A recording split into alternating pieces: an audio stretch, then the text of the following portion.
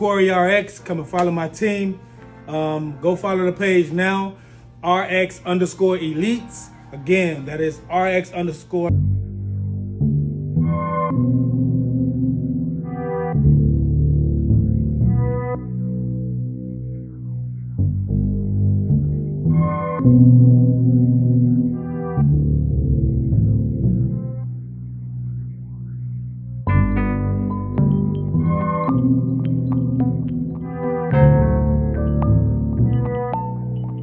Real shit, real stories.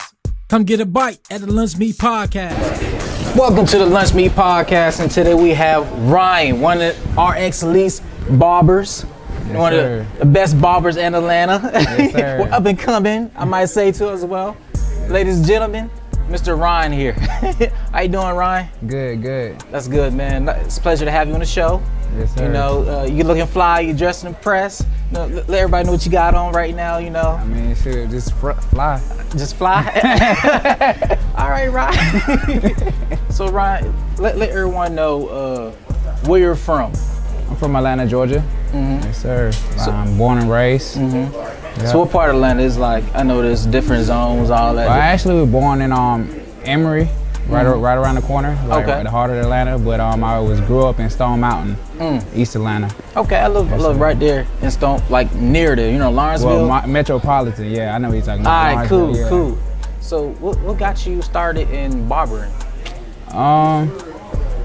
Well, I was going to college, and I just felt like what I was going for, I just didn't have no interest, but I always had interest. Like when I was in the shop, I just liked the vibe and stuff like that, and I like how like my barber used to motivate me and stuff like that, and I just felt like that more people other than just me need that also, that mentorship and stuff like that. So I just took the advice from him. I told him I was going to barber school. He said, do it. And the next day I just signed up to barber school. Okay. Yep. So what college did you went to? I went to, actually went to East Carolina. Oh, Yep. so that's North Carolina, right? Mm-hmm. What part of North Carolina again? Greenville. So I'm from South Carolina, I'm from Charleston. Mm-hmm. So I'm a little bit familiar with East Carolina when they also sometimes they face West Carolina sometimes, and also the Citadel and different schools that I'm familiar with, Coastal Carolina and things like that. So I think who went to East Carolina that was really, really good? It was running back. I'm not sure. Oh my God, he used to play for Titans. I can't. Chris Johnson. Chris Johnson, I'm not familiar. Oh, he used to play for Tennessee. I'm still not familiar. Oh, okay. Okay, so you started there, right? So what was your first time that you got your first cut, and how did you start that? Did you start with yourself, or did you start on others? I started with myself. It wasn't good, but I just had patience. I finished it, but it wasn't good. Did you remember your first cut? Do I remember it? Yeah. Yeah, it was it was horrible. What you trying to give yourself what you trying to give yourself? Even all over, and it was like a even patched over. Oh. Yeah, but it was bald just, spot. it wasn't bald though. It was patched. it wasn't bald though. Okay, so you Yeah. started from there, then you transitioned to the barber. Your barber gave you some motivation, right, to get started. So that was your motivated person. Yeah. So then you went to barber school. So going to barber school, what was that experience like?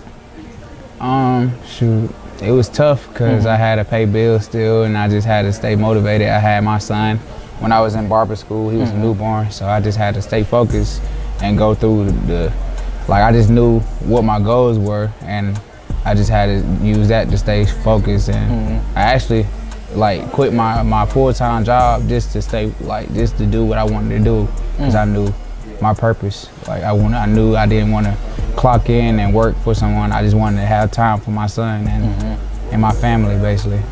Okay, so what were some challenges that you faced after you quit your job, right? Because a lot of people go through this, become successful and become entrepreneurs, you know? So what's some challenges that you say you went through that you overcome, and you look back and be like, you know what, I'm glad I did that?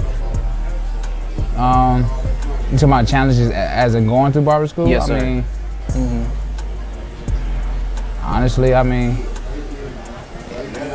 I don't think I had. I mean, I don't really recall it because I knew where I wanted to go, and I knew. I mean, The sacrifice. the sacrifice. I knew the sacrifice was worth like the challenge. I just didn't. I'm just built like that, like this strong. Like I don't know. Who's still that? All right, who's still that in, My in uncle. you? Your uncle. Yeah, and my mom. My mom was a hard worker, so I just know if I keep going, I'm gonna be able to do it. Like more and more you do something, you're gonna be great at it. And once you're great at it, you just everything gonna fall into place. Like I was doing it because of the passion. I wasn't doing it for the money. I was going to work for the money. I didn't want to do it for the money. I wanted to do it because I was passionate about it, and I knew it was gonna eventually give me some money. And if I'm passionate about it, and I'm waking up every day, it's like, and I'm making money, like it's nothing greater than that. Like I feel like, so I mean, I feel like it wasn't like really, I can't recall the challenge. Yeah. I just glad I did it. Blessings. Yeah. All right. So, what are some things that you did so far that made you successful?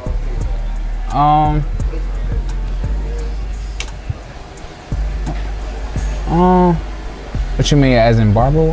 As in the barber world or personal world too, because your personal life reflects on your barber life, and the challenges that you.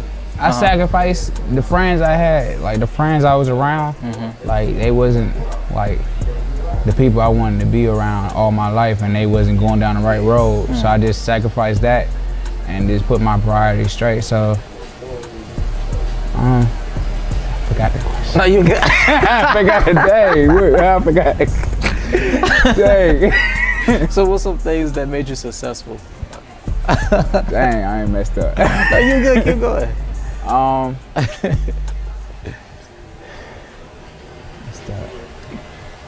I mean, I'm still on my. I mean, just staying consistent, and that's the only thing that really made me successful. Staying consistent, cutting off all the bad energy I had, like staying around good people, like going home to my son every day, he's keeping me motivated because I don't want him to have the life that I have back. So that's just uplifting me every day. Like I wouldn't say I'm always successful where I want to be, but I'm still climbing. I still want to be consistent, and I know consistency and positivity and having a great team will help me get to that next level. And I still have to just stay consistent. Consistency is everything.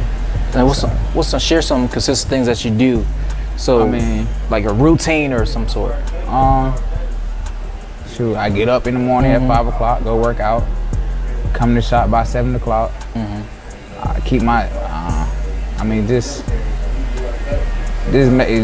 grinding every day. Just grinding, just getting it, cutting, coming in every day, cutting, making sure I'm available for my clients and stuff like that. I made sure I put them second, because my family third. Family and God is always first and second.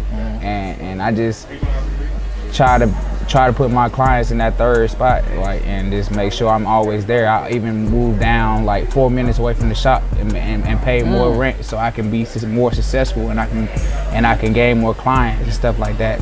So that's what I did consistent. I just made my life a little easier. So it's about taking risks. Yeah, taking a risk, basically. Okay.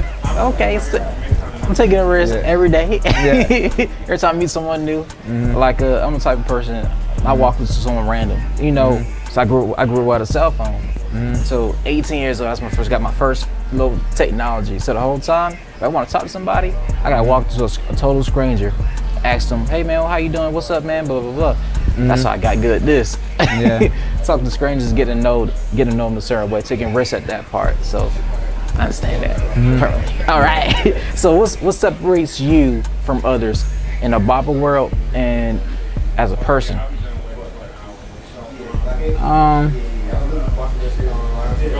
I just like to help people. I mean, even if somebody don't like me, I still try to show my love. I just try to show love all the time. You might cross me more than once, I still forgive because I know people have their personalities and stuff like that, and I have an understanding because, I mean, it's just life. And then as a barber, you have to go through that. You can't get in your feelings and stuff like that. So, I think I just have a lot of patience, with my clients and with people, with my peers and people around me. I just have a lot of patience. So I don't know if that separates me, but no, I guess because all right, it's like this, right? So we as clients, sometimes we'll come to our barber. We'll come on a Saturday because we had a long ass week, but our girl probably get on nerves, or friends, all that job and stuff. So we come to y'all most of the time and just vent. We want a haircut, because haircutting is like almost like a stress reliever to us. And plus we just want someone to talk to. So as a client, if we come to you all the time, we just start talking to you, we trust you a lot. So it's almost like you're our therapist. Yeah. As a client. So if you, since you're a good people's person, understand person, man, if you notice, this person, you know, tell me about his life and everything, because he trusts you and all that too as well. So that's why I believe him too as well. So that's what you should take. You know, your next time your client come in, this guy I was talking about whatever. Yeah. Because he wants you to hear, he wants your kind of your opinion. Because y'all almost like our opinion factual people too as well. Almost like our thesis or thesaurus in a way. Yeah. So yeah, take it like that too as well. So that's good though, man. So in the barber world, what separates you in the barber world too as well? Like style, cut, your art. Staying consistent. Most barbers not consistent, and I'm very consistent, and I'm very available. Like you can call me at 12 o'clock at night. Prices might be high, but I will cut you. I will never say no. Yeah. Like, I could be in Miami. If you can fly me out from Miami and fly me back to Miami, I would still come cut your hair if that price is right. Like, but I'm just consistent, like, and available at all times. Like, I just love what I do, but at the same time, I got to get paid for it. Correct. Yeah, that's correct. So I guess that separates me. I mean, the cut, like. Everybody learn how to cut over time, and just a cut is just a cut. I feel like you can get a crispy line and enhancements and all that, but it's just, I just feel like my consistency and my availability makes me different. Okay. Yeah. And what would you say to new barbers or barbers who want to join the barber world? What's some words you can give them to help them get a good start? If you're thinking about money, do not start this, because it's like, it's frustrating, like sometimes when you have to pay a bill and you really don't know how to cut hair and you don't know how to build a clientele. And also when you starting out, you have to go out and talk to people. You have to learn how to accept the word no. Like, you gotta love the word no, because you're gonna get a lot of no's, but the yeses gonna outweigh the no's, because you can't cut everybody hair. Right. So it's like, can't give up. You gotta keep your head up and stay consistent. If you're consistent and available, you're gonna make all the money you can make. Like, I feel like it's just, you just stay consistent. That's the biggest thing. Stay consistent and availability. Right. Cool. Yeah. So if someone need to find you or want to talk to you that's joining the barber world, how can they reach out to you? You can reach out to me. You can reach out to me on Neighborhood Barber RX. That's what it's called. Or you can type in Ryan Gifted Hands, RYAN Gifted Hands, and with a Z. I'm about to spell that all wrong. Like, God, leave.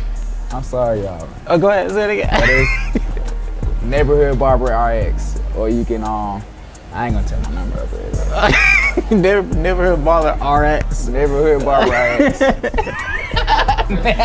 right, appreciate you, man. Oh my God. All right, bro. But appreciate you coming on the show, man. Real vibes, real shit, real stories. Come get a bite at the Lunch Meat Podcast.